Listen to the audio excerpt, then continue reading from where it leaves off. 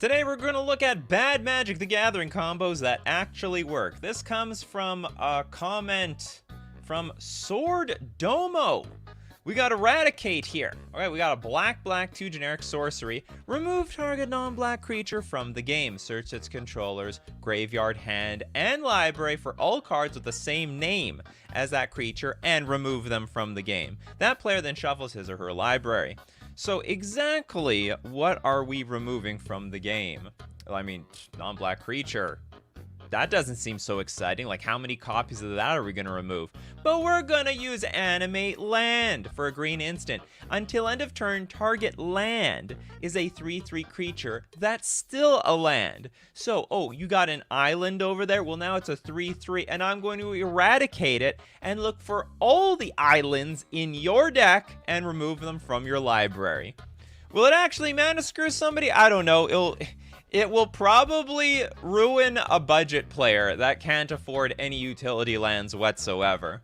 And in some cases, actually, you know how bad this combo is? It might even help them. Like, if you are afraid of flooding, you'll never flood anymore. I mean, maybe you can just eradicate your own lands. It's like, I don't want to flood anymore. Okay, I'm going to animate my swamp. Let's get rid of all the damn swamps in my deck. No more swamps. It's going to be gas from here on out. All right, Christopher B, I'm going to show you some love here. You want Izzet Guildmage. Desperate Ritual.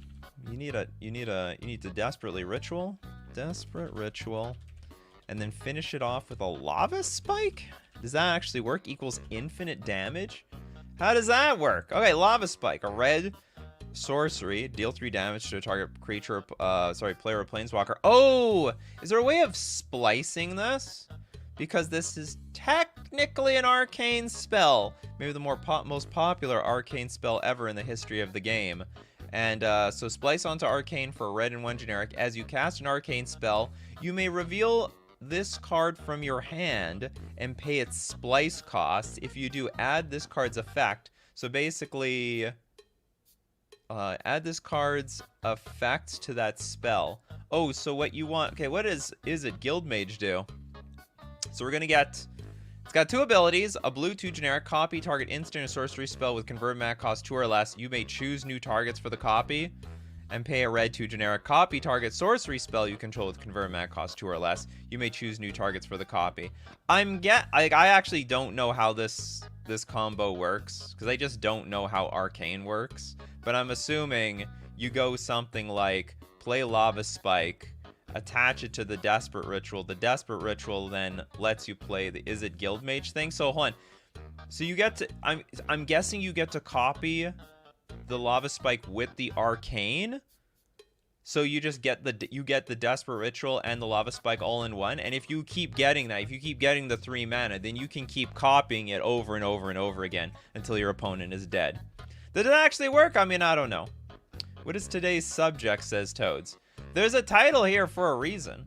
It's not like I hide it or anything. It's open to everybody. All right, well, what do we got next? We've got a super chat from Jay. Vesuvan Drifter, Scheming Symmetry, and Phase. The Drifter, you say? What is this guy? Okay, let's get Scheming Symmetry. And you want Phage? Oh god, how is this gonna work out? The Phage. I'm assuming there's no other Phage. Okay, the Drifter. Blue 2 generic, 2/4 flying shapeshifter. You can look at the top card of your library anytime you want. But here's the deal. At the beginning of each combat, you may reveal the top card of your library. Oh! If you reveal a creature card this way, Vesuvan Drifter becomes a copy of that card until end of turn. Except it has flying. And so, how are we going to manipulate the top of our deck? You want to use Scheming Symmetry. Choose 2 players. You're going to be one of them. Each of them switches their library, searches their library for a card, shuffles their library, and puts the card on top. So the card we have on top that the Vesuvan Drifter is going to have all the abilities of is the Phage, the Untouchable. And when, who cares about the enters the battlefield thing, because the Vesuvan Drifter is already in play. When Phage deals damage to a creature, destroyed. Can't be regenerated. But if Phage deals combat damage to a player, that player loses the game. And it's all over. That's actually a pretty cool combo. I wouldn't even say it's that bad. You know, it's one of the better ones. You don't even need to use Scheming Symmetry. Like, you could have Sensei's Divining Top. You could use any sort of, like, aren't there creature tutors that you could use as well? Yeah, I think there's a lot of cards that you could make work with this Vesuvan Drifter. Amazing combo. Amazing stuff. Cosmic Seeds, Stasis, and Chronotog. That is a good combo. We don't talk... That's the rule around here, people. You can't mention good combos. Only bad combos allowed on this show. Sov, thanks so much for the super chat. If you have a combo, I'll keep a lookout for in chat, but you're supposed to do it at the same time. Path to Exile with Archive Trap. It's also not that bad of a combo. It's actually a good combo. Whatever. Path to you paid for it. Your measly dollar. Path to exile someone's creature. Oh, you want to search for something? That's when we Archive Trap you. I think that's a pretty common line in the blue-white mill decks. Blue-white mill was a thing for a little while. You could path the creature. Oh, you search your library for a land. We're gonna Archive Trap you. Well, does path to exile actually force you? Its controller may search their library. May. Do you know what? Okay, I like that. Do you know what? Maybe you're right. This is a bad combo. Cause it may not always work. It's like bad combo that sometimes works if your opponent plays into it. So you know what? I might be in on that thing. Erland Drow with Vampire Hexmage. I have a feeling Vampire Hexmage is a combo card completely untapped. A lot of bad combo potential here because it is a black 2/1 first striker. Sack it, remove all counters from target permanent. Okay, so what are we removing from? Divine Intervention. White 6 generic. Enters the battlefield with 2 intervention counters on. Oh, is this the thing? At the beginning of your upkeep, remove 1. And if there are no intervention counters on it, the game is a draw? Oh, God. A draw? You know, people are going to look at this Vampire Hexmage and think, oh God. Is it Dark Depths? Is it, I'm sorry, the only card I can think of at the moment is Dark Depths. No, it's Divine Intervention. The game has ended in a draw. Sov says, they always do the search the first time, then afterwards they never do. Yeah. It's a one-time shabam with that Path to Exile Archive Trap thing. We've got fire. Fire is on fire. We got John Irenicus. What is this one? And I'm assuming the non-souped up one. Okay, Archfiend of the Dross. Archfiend of the Dross getting a lot of popularity these days.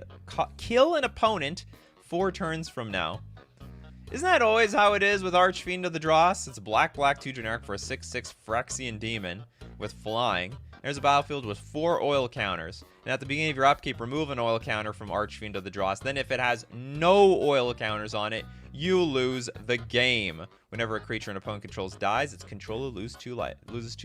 But that's a huge risk. You got to kill someone in 4 turns. But not when we got John Irenicus, the Shattered one, whatever the hell this card is, for a black 2 generic. We have a 3/3 elf wizard. That's an elf? Since when did the elves go Dimir? What part of... I mean, they've gone totally rogue now. Whatever. At the beginning of your end step, target opponent gains control of up to 1 target creature you control. Put 2+1/+1 counters on it and tap it. It's goaded for the rest of the game and gains. This creature can't be sacrificed. Actually, this is perfect. You like give them this basically hot potato and they can't even get rid of it. It's basically hot potato with duct tape. It's glued to the ground. You can't do anything about it. What a really niche thing. It's actually, they go together perfectly, like peanut butter and jelly. Whenever a creature you own but don't control attacks, you draw a card. Who cares about drawing a card? What about just winning the game? That is a bad combo that actually works. It's a D&D setting, so lots of elves in different colors. Oh, that's weird. Oh, the D&Ds. They're getting out of line here. They're breaking the color pie, in my opinion. I guess some elves are black. I mean, it's not unusual to go Golgari, but they're going like they're straying away from the color pie a little bit too much, in my opinion. All right, what we got from Toilet Duck? Oh, this isn't a super chat, but you know what? I like your name. Okay, Season of the Witch. Also, I just visualized my own avatar for you. This little toilet and a duck in a toilet bowl. Silent Arbiter. And multiple creatures that can attack equals wacky judge call. Really? Okay, Silent Arbiter is a 1/5. No more than one creature can attack each combat. No more than one creature can block each combat. Then we have Season of the Witch, black, black, black enchantment. At the end of each player's turn, all of his or her untapped creatures that could have attacked but did not are destroyed. If you do not pay 2 life during your upkeep, Season of the Witch is destroyed. Effects that prevent or redirect damage may not be used. What the hell does this card actually do?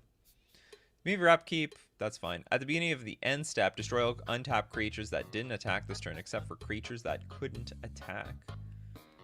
And you want to do this somehow with multiple creatures that can attack? Oh, I see. Well, I don't know why this would be such a big judge call. I mean, you just lose all your creatures. Kablowie! Kaboom! You couldn't attack with them and, oh, hold on, I see. Wait a minute. So you attack with 1. No, but yeah, it's like you destroy everything that could attack but didn't. That's totally fine. It's a neat combo. What color is your elf? Tell us in the comment section below. We got Trevor Peebles here. Good afternoon. Panoptic Mirror and Exhaustion. Isn't Exhaustion the blue card? Yeah, Exhaustion is a blue card. A blue 2 generic sorcery. Creatures and lands target opponent controls don't untap during his or her untap step. Oh, God. You want to put that on the mirror? So you imprint the card on the Panoptic Mirror. And at the beginning of your upkeep, you may copy an imprinted instant or sorcery card and play the copy without paying its mana cost. So you just screw them on your turn, because this is only at your upkeep. Hold on, but what does this say? Creatures and lands target opponent controls don't untap. Oh, this is bad. Okay, so it's gonna be on your turn, but they don't untap anyway. So this is just perpetual stasis. You got stasis. Whoops, you got stasis the hard way. The long roundabout to stasis your opponent to death. If it's a one-sided stasis, that's a bad combo that actually works. It's actually not that bad. It's somewhere between good and bad. Bad enough for this show, that's for sure. Worship Angel's Grace did this only once. Oh, you mean what? Is that's not a combo? Is it that's basically the same card? Worship? No, I already got you already got one Toads. Did you get one Toads? Well, what is this Worship? Because Worship is just oops, not this one. Worship is just if you control a creature, damage that would be reduce your life total to less than 1. Reduces it to 1 instead. And then you said Angel's Grace? You can't lose the game this turn. Until end of turn, damage that would reduce your life total to less than 1 reduces it to 1 instead. It's basically the same thing. Oh, so like it's just you mean it's a combo with Worship? So if somehow you die, you go to 1. And it's only damage. I think it's effectively the same card. I don't even know if this really works. It's basically both cards are the same. They're very similar, except Angel's Grace doesn't need the creature. All right, next up we got Abe. Lethal Vapors. In combination with Teferi's Protection. You need some protection around here. You call up Teferi. And Grand Abolisher. Very underrated card, in my opinion. Can't lose? Well, you can't lose anyway. I mean, if you have a creature with Worship, I mean, it's only until end of turn, right? It's only until end of turn. Let's start from the beginning. All right, we got the Lethal Vapors, black, 2 generic. And hold on, apparently this is the funniest bad combo. It's an enchantment. Whenever a creature comes into play, destroy it! I need an explosion sound effect. I don't have enough explode. Do I have anything close to an explosion? It's not the same thing. Maybe that's the closest I got. 0, destroy lethal vapors. You skip your next turn. Any player may play this ability. Oh, God! Why would I ever want to put this in play? Then we got Teferi's Protection. Until your next turn, your life total can't change, and you gain protection from everything. All permanents you control phase out. Exile Teferi's Protection. Then we have Grand Abolisher.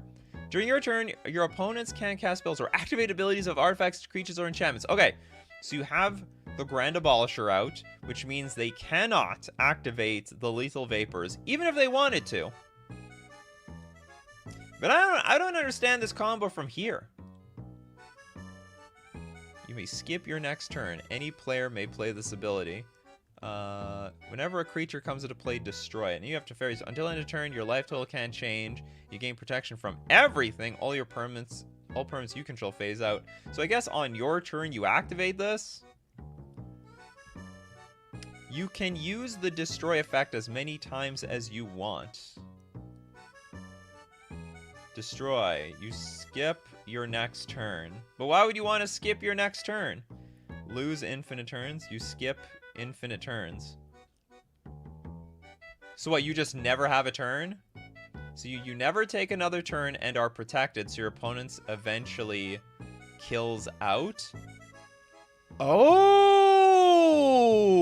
Holy crap! What an amazing card! Until your next turn, your life total can't change, and you gain protection from everything. From everything?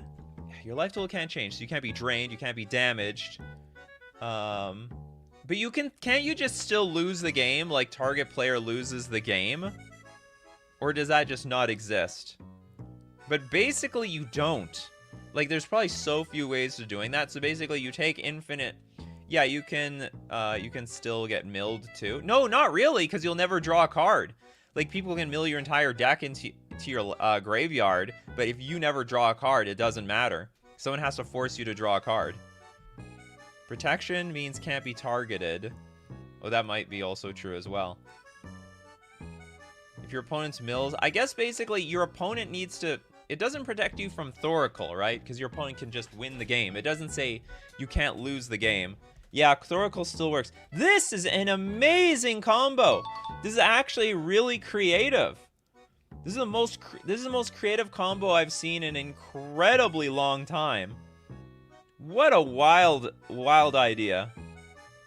The things you see on Magic the Gathering. Your library can still be targeted. Usually it's target player's library. I don't know. I actually don't know what the rules for milling. I'm assuming target player. I think it's usually target player mills X cards from their library. They're always targeting the player. Like, let's look at Archive Trap. Target opponent puts the top 30. Nobody targets libraries. You can't target a library around here. Really awesome combo. Love it. Okay, let's take a look at King Ginger trying to get in here. Jace Memory Adapt. Inexorable Tide and Omniscience. Omniscience. It's the only way I remember how to spell this damn thing.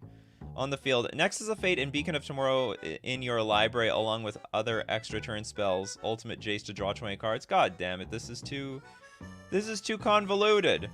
Okay, so this is... What do you want to do? Nexus Fate and Beacon is in your library, along with other extra turn spells. Ultimate Jace to draw 20. Is that all we're doing? Any number of target players each draw 20 cards.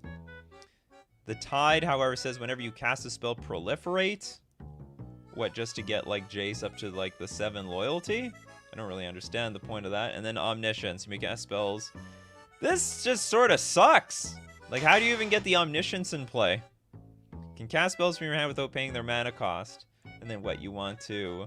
Really don't... Oh, and so you want to... Jace Memory Adapt. The same... Okay, so I get it. You play Omniscience. to play a bunch of Time Warps to get Jace Memory Adept to a point where you can draw 20 cards. Like, that is a bad combo, especially since it sounds like you have infinite turns somehow anyway. And I guess you just push it up further with your what is this called? Inexorable Tide. If I'm assuming I'm not missing anything here. I'm assuming. All right, next up, we got Yo Little Ted here. The Forbidden Orchard. With Phyrexian Obliterator. I don't think I've seen a single combo yet with Phyrexian Obliterator. Classification. You better give me an explanation. We're over 3 cards and Prey Upon. So the idea is tap Orchard, enchant Classification on opponent's token, then Prey Upon Obliterator with that enchanted token equals opponent sacrifice 21 permanents. Holy crap. Oh, so you're gonna make them... Okay, so Forbidden Orchard is a land. You can tap it for any color of mana, but then you give your opponent a 1/1 spirit. So the idea is now we put Classification on that damn thing. So we give them a 20/20. Well, it's now a 21/21 because it was originally a 1/1 flying spirit in the first place. Next, Prey Upon. Target creature you control fights target creature you don't control. Who wants to pick a fight with the 21/21? Well, you know what? The Phyrexian Obliterator is up for the challenge. Because for a black 5/5 Phyrexian Horror with Trample, whenever a source deals damage to Phyrexian Obliterator, that source's controller sacrifices that many permanents. Kablooey! Like basically it's like a one-sided obliterate. Takes 4 cards to do it. Your Phyrexian Obliterator is gonna die. But in exchange, your opponent sacks their entire board. It'd be very unusual if they have more than 20 permanents. Unless they're one of those weird token players. That is a bad combo that actually works. I didn't realize you could classify your opponent's creatures just to tap them. Does it tap? What do we have here? It doesn't tap them. But you could, yeah, I mean, auras, you can put auras anywhere. Auras on your creatures, their creatures. It's not an equipment. Equipment's only your stuff. This is anybody's stuff. All right, what do we got next? Okay, hold on. What did King Ginger want to explain his combo? Basically, you draw 20, cast as many spells as possible, proliferate Jace. Then every extra turn, you draw 20 and proliferate Jace. Eventually, you'll end up with Nexus of Fate left in the library. That is the worst way of making a Nexus of Fate deck. There are cleaner ways of doing this, but sure, yes. This is the name of the show. It's the bad combos that actually work. You have succeeded.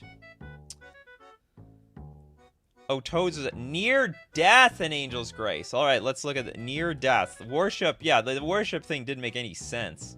And Angel's Grace. Okay, but what does near death say? White, 2 generic. At the beginning of your upkeep, if you have exactly 1 life, you win the game. This still doesn't work. Like, Angel's Grace doesn't put you to 1 life.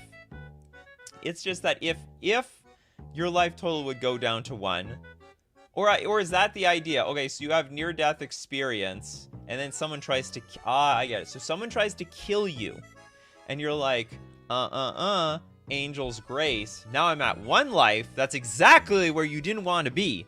It's exactly where I wanted to be. And now the near-death experience says you win at 1 life. Okay, that is cool. That is a bad combo that actually may not be too bad. That is an original nice combo. Like it. Channel Fireball! You know, by today's standards it's bad, but we knew back at the time that it was good. As far as I knew. Alright, what do we got next? We got Ecos! Ecos with the super chat. Horseshoe Crab. More like horseshoe crap. Yeah, you said horseshoe crap. Okay, Cryptolith right. Or your autocorrect. It's like, what? You're not trying to say crab. You're trying to say crap. Mesmeric Orb. How is this gonna work? All right, the orb says whenever a permanent becomes untapped, that permanent's controller mills a card. So how much do you care about milling cards? Creatures you control have tap. Add 1 mana of any color to your mana pool. And I guess you're going to put that on the horseshoe crab. Ah, untap the horseshoe crab. So what does this do? Okay, so we tap horseshoe crab to add a mana. And we can use the mana to horseshoe crab. So you just mill your deck. So this is self-mill. Which is not bad. Hey, I mean, if you're playing some sort of graveyard-based deck, I don't know, with a lot of Vengevines or something, or you're playing Thassa's Oracle. It's always that. We always have to bring up Thassa's Oracle. What do we do if we have no library? Thassa's Oracle. How unoriginal. I guess that's the point of the card.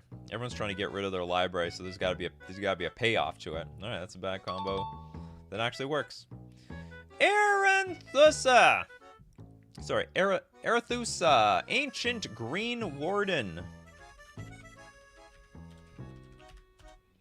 Nahiri's thingamabob. Spelling this wrong. Nahiri's lithoforming. What is lithoforming? I don't even know. There's lithoform this, lithoform that. We got a little cobra action here. And volcanic geyser. Something's gushing around here. Basically, a bad prosperous bloom. I believe you. Okay, so red X deals X damage to any target. I guess that's your finisher. Lotus Cobra. Land enters the battlefield. Add a mana of any color to your mana pool. Okay, we got Nahiri's lithoforming. She looks like she's jumping into a volcano, sending herself to her death. Red X, sorcery. Sack X lands. For each land, sacrifice this way, draw a card. You may play X additional lands this turn. Lands you control enter the battlefield tapped. Hold on, so you sack X lands? Oh, but you don't search your library for lands or put them onto the battlefield. I see, but you just draw a bunch of cards, and hopefully you have lands. Lands to boost up your Lotus Cobra.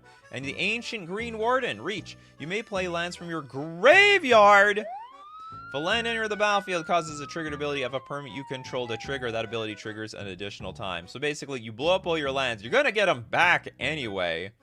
And you can play X lands anyway for all the lands that you sacrificed.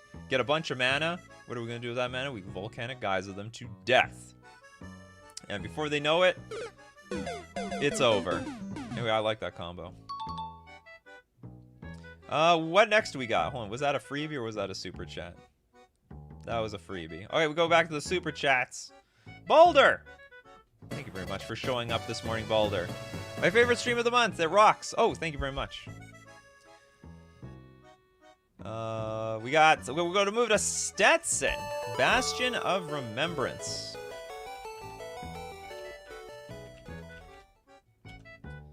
Hey, does anyone play these bad combos now that they see them here? Indomitable Creativity. I can't spell anything here. And Terror of the Peaks.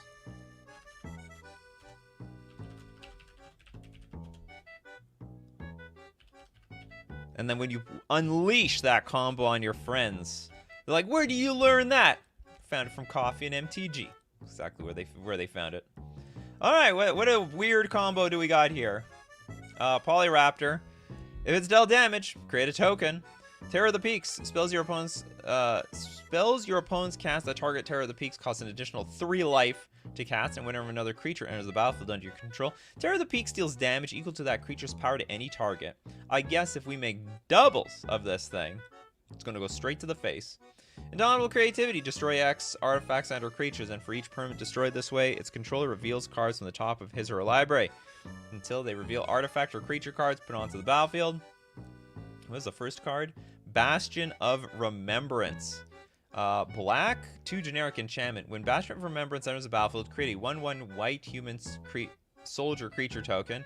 Whenever a creature you control dies, each opponent loses 1 life and you gain 1 life. I don't get it. Okay, so you can, I guess you make these tokens that you blow up with Indomitable Creativity. Then you're going to have these 2 dragons in play. Whenever Polyraptor is dealt damage, you get a token. spells your opponent's cast that target, whatever. Whenever another creature enters the battlefield under your control, terror the... Oh, you deal any target. Okay, sweet. So we target the Polyraptor. And then Polyraptor comes into play, makes another Polyraptor, which then says, all right, let's go. Deals damage equal to that creature's power. Hold on, so you're infinitely killing your Polyraptors, right? Is there something I miss on this first one? Whenever a creature you control dies, oh, I get it. Okay, so you keep killing your Polyraptor, which keeps making more Polyraptors, and then Bastion of Remembrance is what kills your opponent, because as your creatures die, your opponent loses a life and you gain a life. That's pretty cool. 3 supers in a row! I know you people love this show, and I love you guys. The Polyraptor is like, why was I designed to die? You have one purpose in life, and that is we are going to sacrifice you to the gods. Which gods? The Bastion of Remembrance. That's where you're going. We're gonna get a song change here. There we go. All right, we're gonna look at more combos. Didn't want to get into a combo when I felt like a sponsored segment was coming up. Okay, look at that. You need to get your bad. You know what's a bad combo that actually works? Tide Shapering an opponent's land into an island when really you have no island walk. That's a bad combo. All right, FusionGamingOnline.com, your one shop for all your bad combo needs. Maybe there's some combo cards to be found in the Aftermath and also Lord of the Rings and also Commander Master sets. But if you need that Polyraptor Terror of the Peaks sick tech, the first place you should be looking at is at FusionGamingOnline.com because it supports the channel. And support yourself by using coupon code Nikachu at checkout for an additional 5% off all your purchases from all your combo needs. We're also going to thank Mana Traders, the premier place for renting Magic cards online. Word of warning, you could make as many bad combos as you want without it costing you anything. Or it like costs you a monthly subscription, but it's not going to cost you anything to keep trying out new combos. If it doesn't work, try another bad combo. Keep trying them bad combos till they work. And you can support the channel using my Mana Traders link in the description below. Or save 10% off your first 2 months using coupon code Nikachu_PG2. 10% off. All right, back to bad combos. As life was meant to be. Yeah, it's sponsor time and time to tell me, for me to tell chat they look smoking hot today. All right, chat, you are hot tomatoes. Okay, we got Crim Enel with Malignus and Mr. I looked at this as Mr. Oreo. This Mr. Orfeo and Soulfire. What is going on here? Oh, is it literally Soulfire? There's a lot of Soulfire cards. Oh god, you weren't so specific. I hope this is the right one. Okay, let's look at the first few cards. Malignus. Red, 3 generic for an XX elemental spirit. Power and toughness are each equal to half the highest life total among your opponents rounded up. Are each equal to half? So if someone's like 40 life, that's the highest life total, it's a 20/20. Damage that would be dealt to Malignus can't be prevented. Okay, fair game. Mr. Oreo! The Boulder. We got green, red, black, 1 generic for a 2/4 Rhino Warrior. Loves his Oreos, loves milk. Whenever you attack, double target creature's power until end of turn. That's just a combo in itself. Like, what did you need, like, more to it? I mean, you're going to deal double the damage of someone with the highest life total. You just kill them in one shot. I think that we don't even need to go any further from here. And then lastly, we got Soul's Fire. Target creature you control deals damage equal to its power to any target. Does it double the power? Double creature. Oh, okay. So you can attack someone, double the power, and then finish someone off again. That's a pretty sweet combo. Sweet bad combo. Next, we got Ecos. Mechanized. What is this? Mechanized production and Time Sifter. To win the game. I've never heard of this one. Whoops. Time Sifter, 5 generic artifact. At the beginning of each player's upkeep, each player removes the top card of his or her library from the game. The player who removed the card with the highest converted mana cost takes an extra turn after this one. And if 2 or more players' cards are tied for highest cost, the tied players repeat the process until the tie is broken. Alright, highest casting cost wins. Mechanized production. Enchant artifact you control. At the beginning of your upkeep, create a token that's a copy of enchanted artifact. If you control 8 or more artifacts with the same name as one other, you win the game. How the hell does this work? Do I have the right cards?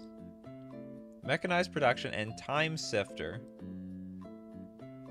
Each player removes the time. The player. These don't go together at all. What am I missing? By pure luck? Create a token that's a copy of enchanted artifact. If you control 8 or more artifacts with the same name.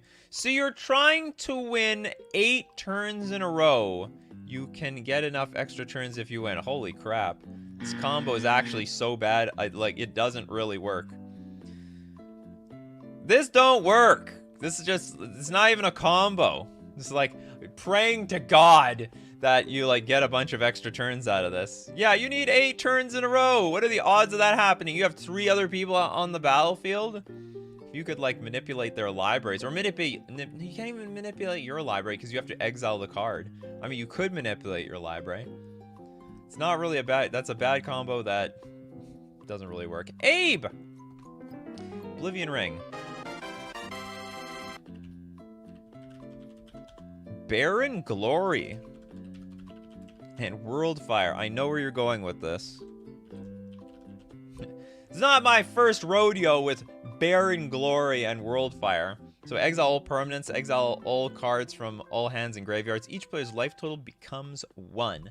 But we also got Barren Glory at the beginning of your upkeep. If you control no permanents other than Barren Glory, you have no cards in hand, you win the game. So the idea is you first play your Barren Glory. Pretty sure we've done this one before. You Oblivion Ring the Barren Glory. So it's all hidden behind the Oblivion Ring. So when it enters the battlefield, exile another target non-land permanent. And then you blow it all up. You blow it all up. You World Fire the whole world. Exile all cards from all hands and graveyards. Each player's and you exile all permanents. And each player's life total goes to 1. And then that's when, by your next turn, at the beginning of your next upkeep, you're going to have nothing in play except the Barren Glory. You have no cards in hand, and you win the game. Oh, do you have no cards? Yeah, exile all hands and graveyards. They were meant for each other. Let's say it's a bit cooler. It's a bit cooler than bad. Alright, Oblivion Ring on Barren Glory too. Yeah. Oh, we got a huge super chat. Thank you very much, Sharkman Arcanum. No combo, just glad to be here. And I'm happy to see that you're also here, Sharkman Arcanum. Gotta say a good morning to everybody. Or good afternoon or evening. Whatever time it is. Okay, I'm trying to look for somebody. Wait, do I just go through more sushi? I sometimes try to give some people... Yeah, it's basically the cheese stands alone. In real life. Okay, Larry Law. Krark. Clan Ironworks. 2 Mere Retrievers. What's Forgotten Ancient? Forgotten Ancient. Because I don't think... This is sort of a good combo. There was literally a super powerful combo deck called Krark Clan Ironworks that used, you use Krark Clan Ironworks, sack an artifact, add 2 to your mana pool. Then you have 2 Mere Retrievers. When it dies, return to our artifact card from your graveyard to your hand. And you just repeatedly cast and sack these Mere Retrievers a billion times. I guess you use Forgotten Ancient. Whenever a player casts a spell, you may put a counter on Forgotten Ancient. At the beginning of your upkeep, you may move any number of counters from Forgotten Ancient onto other creatures. Whenever a player casts a spell, put a counter. So you can put a counter on this. So you just give this thing infinite power. All right. Splashable combo in any deck, that's for sure. All right, what do we got next here from Yo Little Ted? Thicket Basilisk. Thicket.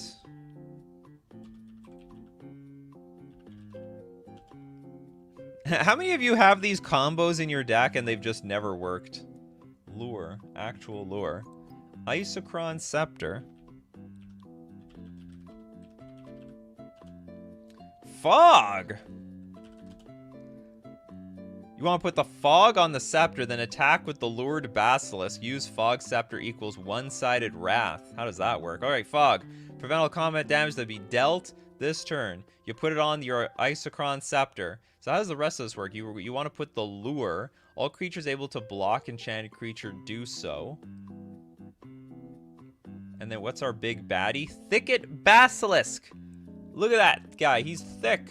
Okay, 5 mana for a 2/4 Basilisk. Whenever Thicket Basilisk blocks or becomes blocked by a non-wall creature, destroy that creature at end of combat. Blocks or oh, so you put the lure on the Thicket Basilisk, and you don't want your thing to die, so you have Fog here in combination with Isochron Scepter to perpetually blow up all your opponent's creatures. Oh, that's pretty sweet. That's a bad combo that actually works. Confused Alex! Paradox Zone. No wonder you're confused. It's a paradox. Oh, wait, this combos with Vorinclex? How is this a combo card? I don't understand this card. Not very well in it, anyway. Okay, Vorinclex, Mondrus Raider. Green 4 generic for a 6/6 Phyrexian Praetor. Trample Haste. If you would put one or more counters on a permanent or player, put twice of them. If an opponent would put one or more counters on a permanent or player, they put half. And then this combo somehow with the Paradox Zone. Green 4 enchantment. Paradox Zone enters the battlefield with a growth counter on it. Hey, there's an owl in the background. I like it. At the beginning of your end step, double the number of growth counters on Paradox Zone, then create a 0/0 green and blue fractal creature token. Put X counters on it, where X is the number of growth counters on Paradox Zone. So just like... just a bunch of counters. You're doubling the counters on this thing. Oh, that's a bad combos. Playing with unsleeved cards while drinking a beverage. Or a beer. Because you're probably going to be less likely to be conscious about where that beer is spilling. Alright. Oh, thanks so much, Black Lance. Oh, you have a combo here. Hold on. Leveler and Fractured Identity. Leveler. But how do you get the Leveler in play? Okay, so you're going to Leveler, and then you're going to Fractured Identity at the same time. Fractured. Okay, this is a cool card. So first off, Leveler is a 5 mana 10/10. It comes into play, remove your library from the game. So I guess if you can do this all in one shot, one go, it's lethal. Because you blue-white 3 generic sorcery, Fractured Identity, exiles target non-land permanent, and each player other than its controller creates a token of the copy of it. That's a copy of it. So everyone else is going to get a Leveler. They remove their library from the game. You just pass the turn. They're going to have to draw from an empty library, and they lose, and it's all over. That's pretty cool. That's a pretty cool one. Fractured Identity has a lot of potential, you know? Got a lot of work that can be done with that Fractured Identity. Okay, we got Quain. Flame Speaker Adept. Combining with Sigilled Starfish.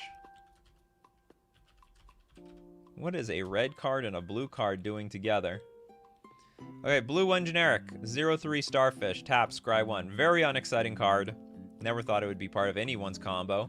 We got the Flame Speaker Adept for a red 2 generic. It's a 2/3 human shaman. Whenever you scry, Flame Speaker Adept gets +2/+0 and gains first strike until end of turn. I bet you could do... There's gotta be some way... This is a bad combo. This is also a very underwhelming... You're very fair. This is a very fair combo, Aquain. You are, not... This is more like synergy than anything else.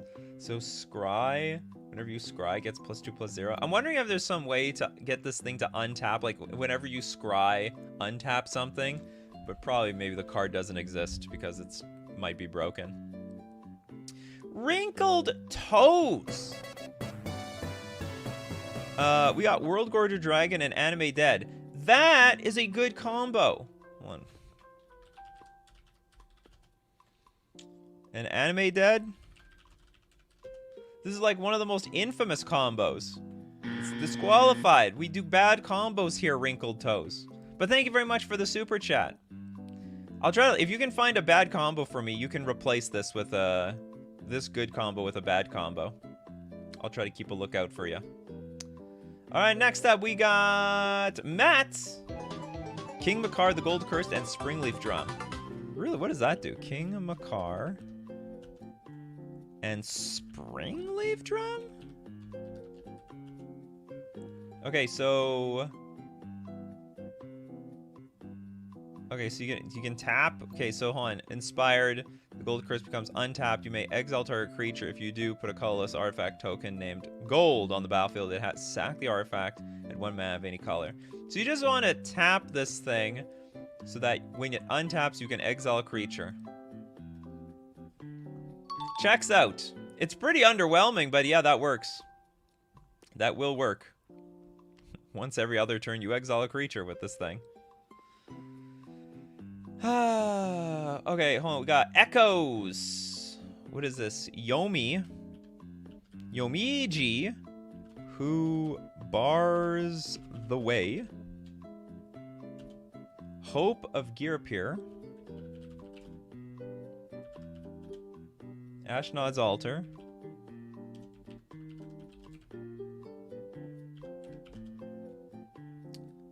And Bontu's Monument. How the hell does this work? This is 4 cards. Remember, people, you got 4 cards. You gotta throw me a bone here. How does this work? Okay, so I'm sure whenever you cast a creature spell, each opponent loses 1 life and a gain a life. I guess you can repeatedly cast some spells here. Oh yeah, the Altar. Sack a creature, add colorless mana to your mana pool. 2 colorless, in fact. The Hope of Gearpeer, flying, sack it. Until your next turn, target player who has dealt combat damage by Hope of Gearpeer this turn can't cast non-creature spells. So is this part of the combo? Is it trying to protect the combo? And Yomiji, who bars the way. Whenever a legendary permanent other than Yomiji is put into a graveyard from play, return that card to its owner's hand. Ah, so the Hope of Gearpeer, that's actually great. Okay, so it protects the combo, but it's also a combo piece because you get to put it back to your hand thanks to the Yomiji. And then you keep adding more mana, and then you can replay it, sack it for mana, and then you have infinite mana, but that infinite mana really doesn't matter because whenever you cast a creature spell, your opponent loses 1 life and you gain 1 life. You go infinite there. Aquain says, hey, not all of us can come up with bad combos that win games on the spot. Yeah, no, not all of them have to win on the spot, that's for sure. All right. Back to the super chats. Oh, you little Ted loves loves bad combos. Lich with Repay in Kind. Actual Lich, where's Lich? Where are you? Ugh, such an ugly card. Repay in Kind. Bad for my opponent's combo. Okay, Lich is black, black, black, black. Enters the battlefield, you lose life equal to your life total. You don't... Hold on, you lose life equal to your life total? So you just die? You don't lose the game for having 0 less life. Oh, okay. So I was like... after reading the first line of text, I'm like... I guess I die. If you would gain life, draw that many cards instead. Oh, yeah, okay. Finally, life gain can draw some cards here. Whenever you're dealt damage, sacrifice that many non-token permanents. If you can't, you lose the game. When Lich is put into a graveyard from the battlefield, you lose the game. This is a very unique card. And it is on the reserve list. And it is very expensive, by the way. Alright, Repay in Kind. Black 5 generic. Each player's life total becomes the lowest life total among all players. Oh! That's pretty cool. Go to 0 life. Repay in Kind. Well, I guess we're all at 0 life. Oh, you guys don't have a Lich? I guess you guys just die. That's pretty cool. That is a good one. Is a good bad combo. Not saying it's a good combo.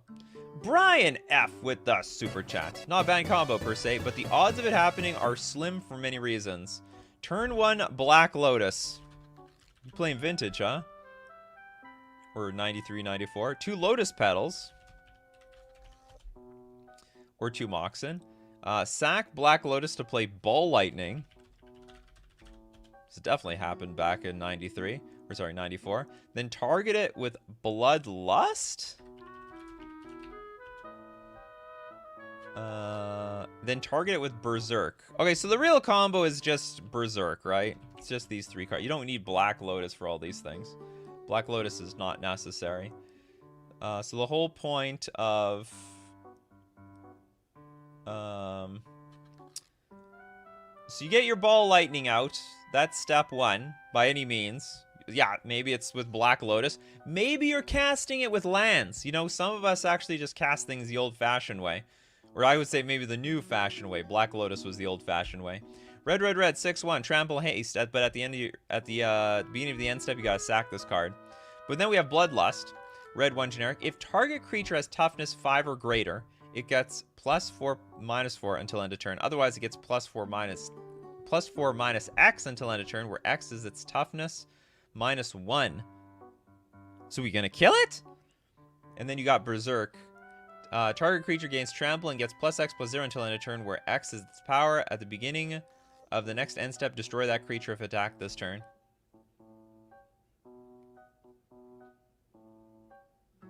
If target creature has... I don't get this combo, actually. It sort of looks like you're just going to kill the creature. You're going to kill your Bloodlust. You're going to kill your Ball Lightning. I mean, it was going to die anyway. Because when you play Bloodlust... Oh, I have to read the Oracle text? Thanks so much. If target creature has... otherwise, it gets +4 -X until end of turn, where X is the toughness -1. Oh, you're saying the original one. Well, the original one... Creature's toughness is 1. If this reduces creature's toughness below 1, creature's toughness is 1. But it doesn't work. Because the Oracle text... Unless you're playing by, like, old school rules...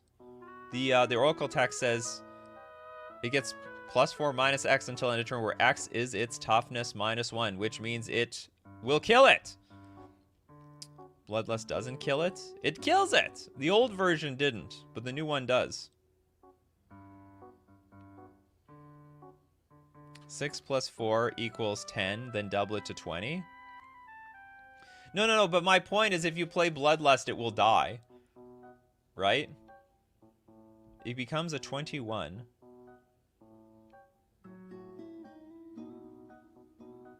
Oh, okay, I get it. Where X, minus X until end of turn, where X is its toughness. Its toughness is 1, -1. I get it. So then it becomes, what, it becomes positive? Yeah, so I get it. Okay, I'm wrong. That's where everyone's trying to say Nikachu's wrong. Yeah, the toughness minus. So it was worded in such a way that it does not increase its toughness. All right, and you Berserk. And now you hit them for 20. All right, it works. I apologize to everyone cringing at all of that. All right, we got super chats to get through. Millions of super chats. Thank you very much, Brian F. I really appreciate it. Did we do this one? I thought we did this one already. You did this twice? Anyway, thank you very much for super chatting twice. Wasn't necessary. Alpha Nerd. Treasure Trove.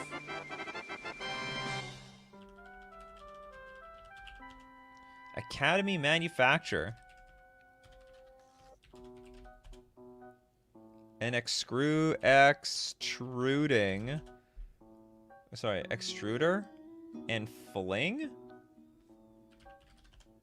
Whenever it's fling, any combo that ends in fling means we gotta construct 20 power here. We gotta construct 20 power. Okay, how are we doing this? Treasure Trove, blue, 2 generic for an enchantment. Pay blue, 2 generic, draw a card. Academy Manufacturer, if you would create a clue, food, or treasure token, instead create one of each of those tokens instead. Then we got Extruder, 4 generic for a 4/3 creature with Echo. Sack an artifact, put a +1/+1 counter on target creature. How the hell does this work?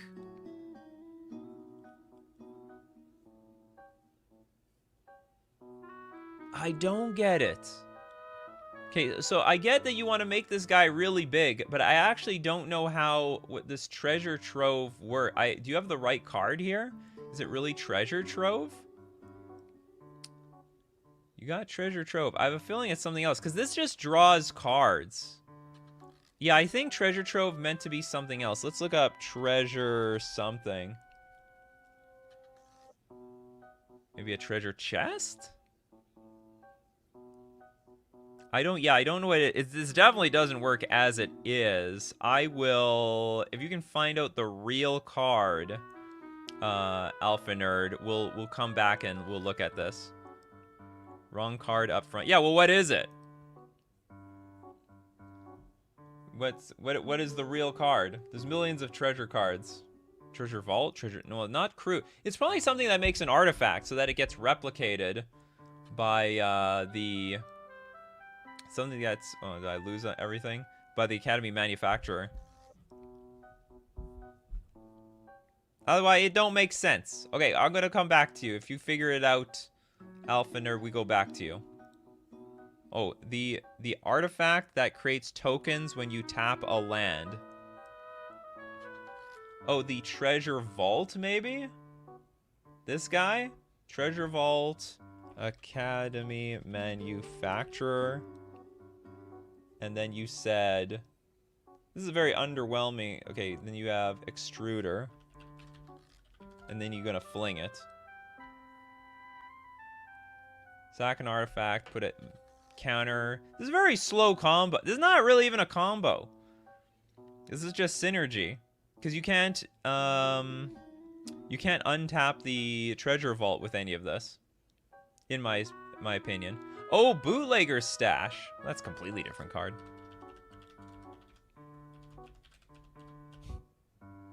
Bootlegger's stash. Lands you control have tap, create a treasure token.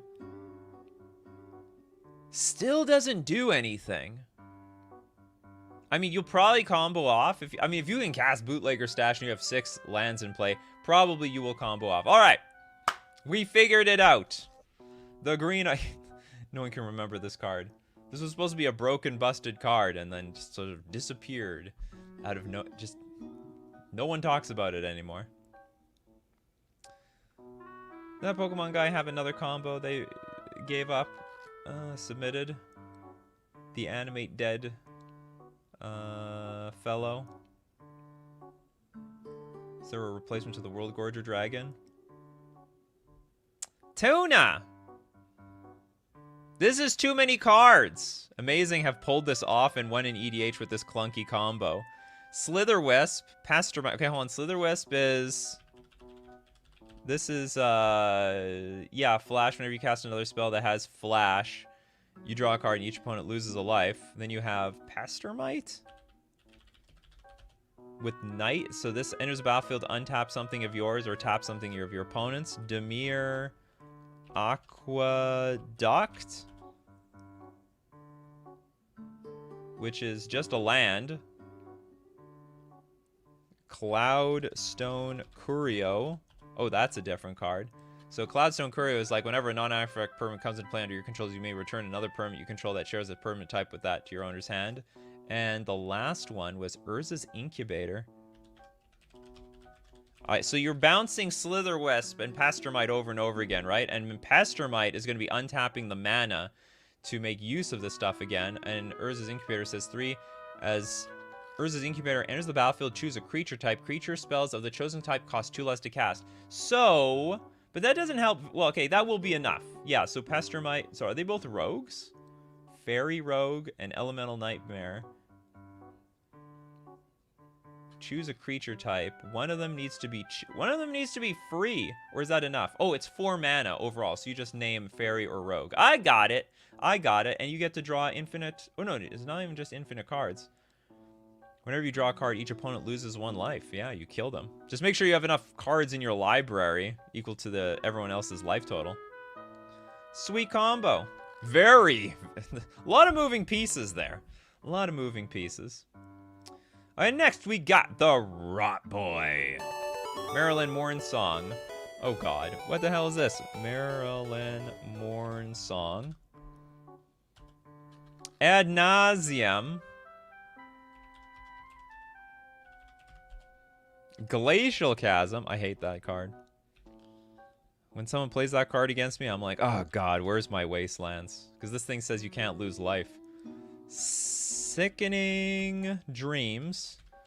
Rest of the deck is Swamps. Tutor for Ad Nauseam. Draw deck. Nuke. Favorite. This is your favorite commander deck. All right, sweet stuff. Let's start. Let's get for the beginning. Marilyn of the Mornsong says players can't draw cards. Oh, really?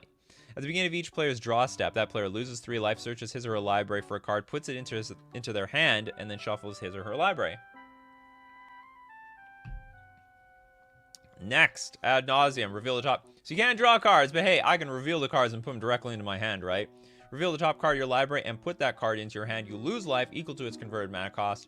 You may repeat this process any number of times. You got 40 life, so you got a lot of life to work with. Glacial Chasm, pay 2 life. Enters the battlefield, sack a land. Creatures you control can't attack. Prevent all damage that would be dealt to you. So I guess this is just going to deal damage to everybody. Sickening Dreams, black 1 generic sorcery. As an additional cost to play Sickening Dreams, discard X cards from your hand. So I guess what it comes down to is, hold on, but can't you still die? Prevent all damage that's dealt to you, but Ad Nauseam makes you lose life. So you have to have a deck full of cheap cards, mostly. Oh, you said the rest of the deck is Swamps. So you draw your deck of Swamps, and then you discard your hand of Swamps. Sickening Dreams deals X damage to each creature and each player. And that's it. They dead. Pretty cool. What is that? What is with these combos? With Black Lotus. Who's playing Black Lotus these days in actual combos? Okay, Black Lotus and Mountain. Didn't know that was a popular combo. Thank you very much, Noel. Okay, let's just... Snow-covered Mountain Fine and Lotus Petal. Cast Sneak Attack and Sneak Nicol Bolas. You could just say sneak. We don't need to know how you get this stuff in play. Just Sneak Attack and then Nicol Bolas is fine. I should have read this combo. So you sneak Nicol Bolas in play. Whenever Nicol Bolas deals damage to an opponent, that player discards his or her hand. So basically the game is over. You could also do, you know what's another one? You could do Sire of Insanity. Oh, but I see. Okay, the whole point of Black Lotus is you get to do this on turn 1. Because this guy will do the job as well. You all discard your hands. This is a discard your... So you both don't have a hand. Because you basically wiped your hand just to play the stupid sneak attack. Sneak attack them in play. Yeah. Sneak attack, pay a red, put a creature card from your hand onto the battlefield, gains haste. And then you ramp it out with... You ramp out this combo with Black Lotus. Alright, next super chats. I have a lot of super chats to get through. We're going to overtime. Steve Cooper. Epicure of Blood. Here. Epicure of Blood. Exquisite Blood. You love blood, don't you? Thermo Alchemist.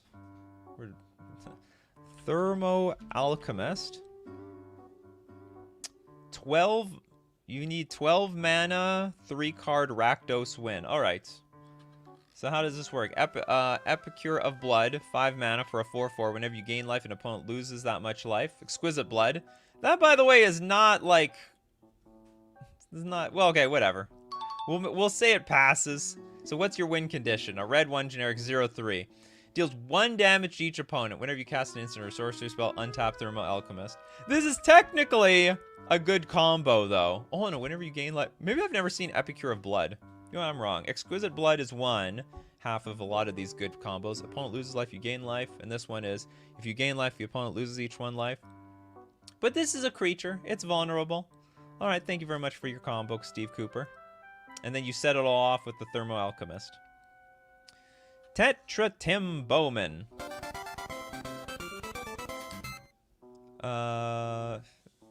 They want to suck all the blood? Yeah, all the blood. All the blood needs to be sucked. Okay, what? We're not done. We're not done. I have too many super chats. Basically, today's video is going to go on until the super chats end. Okay, we have Atla Palani, whatever the hell that is. Nest Tender. Maskwood Nexus. Wheel of Sun and Moon yourself?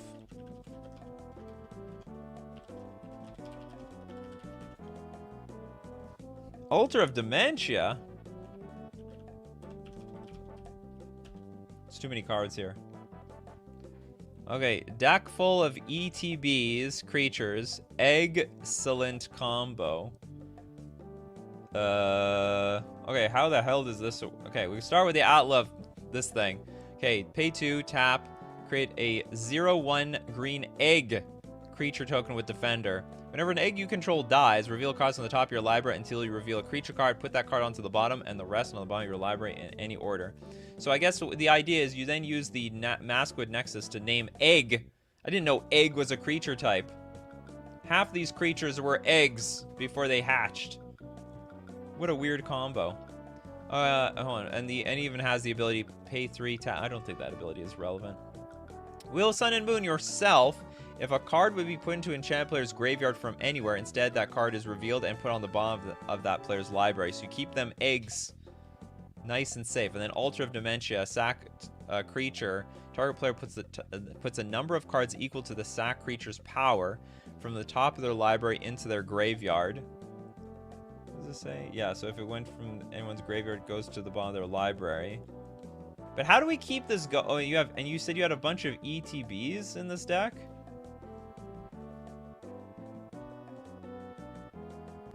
Nest Tender is in here? Okay, hold on, we need a Nest Tender. This is Nest Tender. Is there another Nest Tender?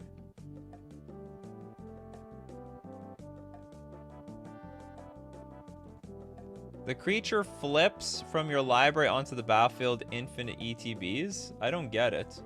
I can't look up Nest Tender. There's Nest Tender. Unless there's another one. This is it.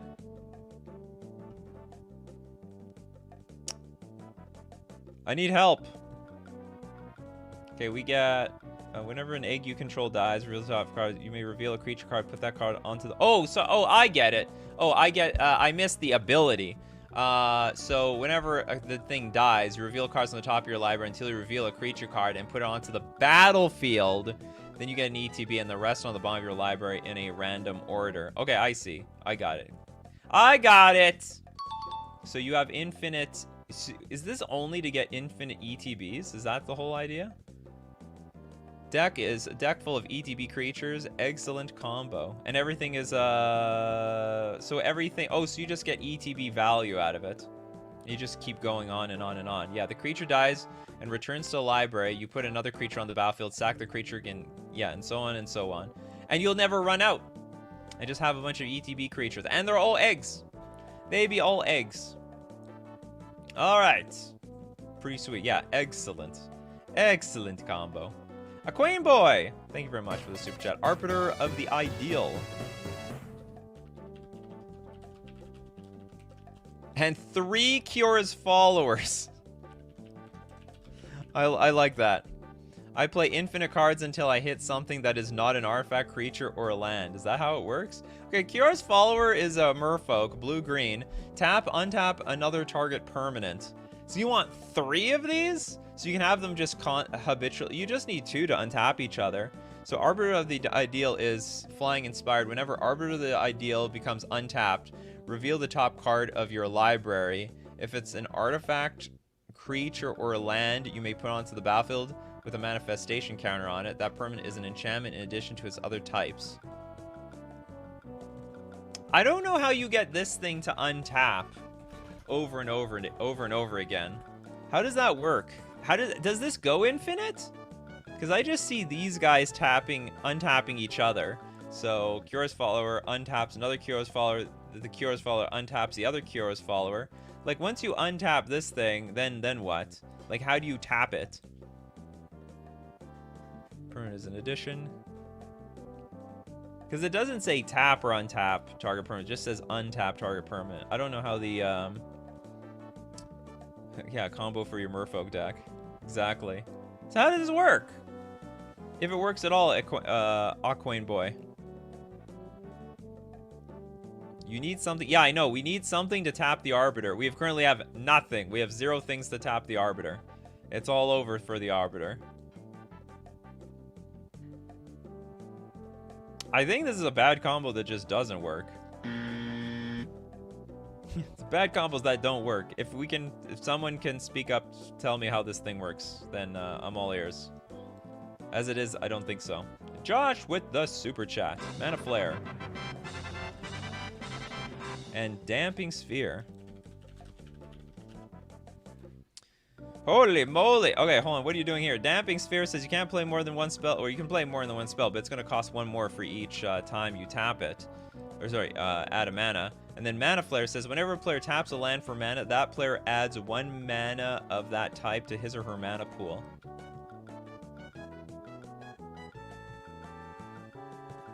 Whenever a player taps a land for mana, they get mana.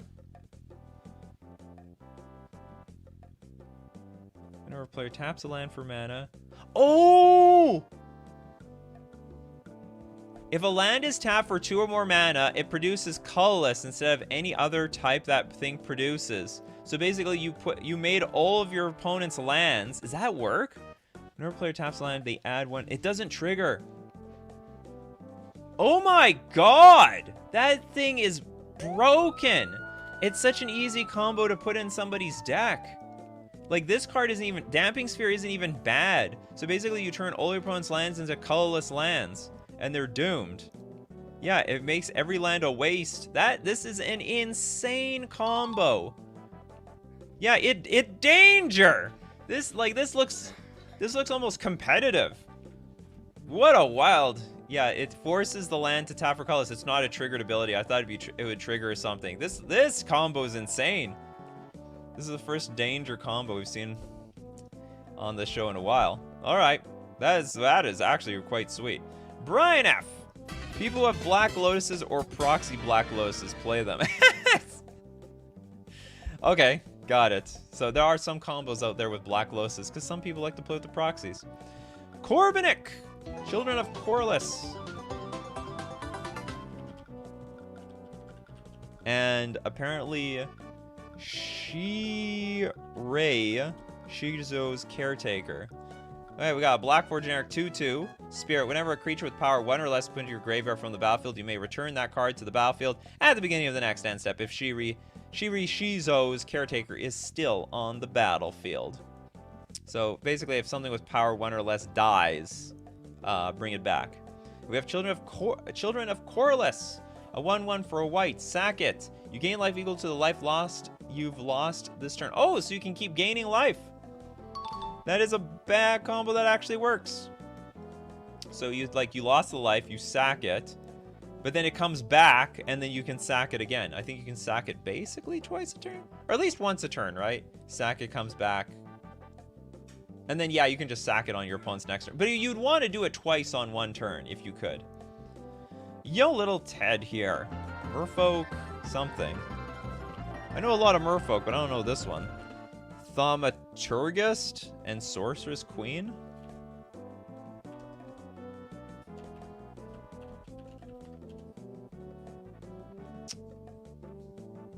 The show ends when the super chats end. What is Sorceress Queen anyway? I've never even heard of this card. Black 1 generic for a 1/1. Target creature other than Sorceress Queen is a 0/2 until end of turn. Okay.